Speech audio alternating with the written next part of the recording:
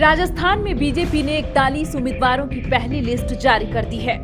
इस लिस्ट के जारी किए जाने के बाद ही पार्टी के अंदर विरोध के स्वर सुनाई देने लगे हैं। सियासी जानकारों की माने तो पूर्व मुख्यमंत्री वसुंधरा राजे ने जिन नामों की पैरवी की थी, पार्टी आलाकमान ने उन नामों को पूरी तरह अनदेखा कर दिया है।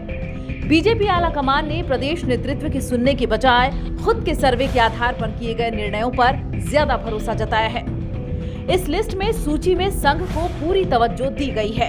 ऐसे में इस रिपोर्ट में हम बताएंगे कि पूर्व सीएम वसुंधरा राजे के करीबियों का टिकट काटकर बीजेपी ने प्रदेश में क्या संदेश देने की कोशिश की है और राजस्थान में वसुंधरा राजे को किनारे करना बीजेपी के लिए कितना बड़ा जोखिम हो सकता है। दरअसल पार्टी सूत्रों का कहना है कि एमपी वाला दांव राजस्थान में खेलना चाह रही है। बीजेपी ने राजस्थान की पहली सूची में 7 सांसदों को उम्मीदवार बनाकर मैदान में उतार दिया है।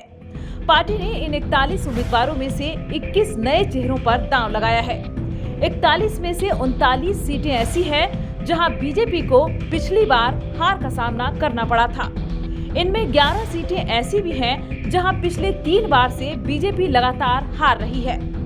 41 उम्मीदवारों में से 6 एससी, 9 एसटी और बाकी 26 सामान्य वर्ग के उम्मीदवार हैं, जबकि 4 महिला उम्मीदवार भी शामिल हैं।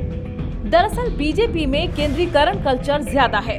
वह राजस्थान के मामले में रिस्क नहीं लेना चाहती है, क्योंकि वसुंधरा राजे अगर इस बार जीतती हैं, तो वह काफी मजबूत हो जाएंगी। उनका मानना है कि राजस्थान में भारतीय जनता पार्टी भैरव सिंह शेखावत के बाद अब एक और पीढ़ी के परिवर्तन के लिए तैयार है। एक सीनियर पत्रकार कहते हैं कि राजस्थान में बीजेपी और कांग्रेस दोनों के पास ही सीएम पद के दूसरे दावेदार भी हैं। किसी एक को मुख्यमंत्री का दावेदार घोषित करके चुनाव लड़ने से दोनों ही पार्टियों को चुनाव में भीतरघात का खतरा है। बीजेपी में वसुंधरा राजे सिंधिया के अलावा मुख्यमंत्री पद के दावेदारों की एक लंबी लिस्ट है, जो अपने अपने क्षेत्र में प्रभाव रखते हैं। पूर्व प्रदेश अध्यक्ष सतीश पूनिया 4 साल तक प्रदेश अध्यक्ष के पद पर रहे हैं और वो खुद को मुख्यमंत्री का दावेदार समझ रहे थे, लेकिन अचानक से उन्हें अध्यक्ष पद से हटा दिया है, जिसको लेकर जाट समुदाय में नाराजगी है। इस नाराजगी को कम करने के लिए उन्हें विधानसभा में उप नेता प्रतिपक्ष बनाया गया है, लेकिन किसी और को मुख्यमंत्री का चेहरा घोषित कर देने से जाटों की नाराजगी और बढ़ सकती है। इसके अलावा नेता प्रतिपक्ष राजेंद्र सिंह राठौड़ भी सीएम पद के दावेदार हैं।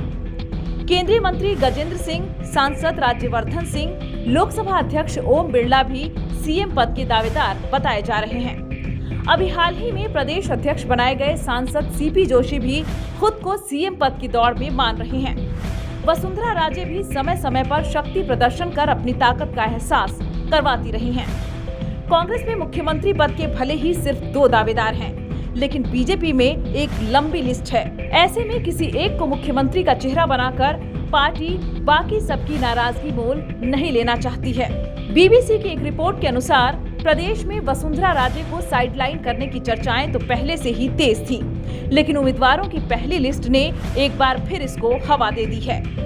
इसके अलावा अक्टूबर की शुरुआत में प्रधानमंत्री नरेंद्र मोदी ने लगातार 2 जनसभाएं की। इस दौरान उनके साथ बीजेपी के प्रदेश अध्यक्ष और सांसद सीपी जोशी थे, लेकिन पूर्व मुख्यमंत्री और प्रदेश की प्रभावशाली नेता वसुंधरा राजे नहीं थीं। पीएम ने जयपुर की सभा में न तो पूर्व मुख्यमंत्री वसुंधरा राजे का जिक्र किया और न ही उनके नेतृत्व वाली पूर्ववर्ती बीजेपी सरकार की उपलब्धियां गिनाई। साल 2003 से प्रदेश की पूर्व मुख्यमंत्री वसुंधरा राजे हर 5 साल के बाद राजस्थान में अपनी प्रभावशाली यात्राएं निकालती रही हैं। इस चुनाव में यह पहली बार हो रहा है कि उनके नेतृत्व में एक भी यात्रा नहीं निकाली गई है।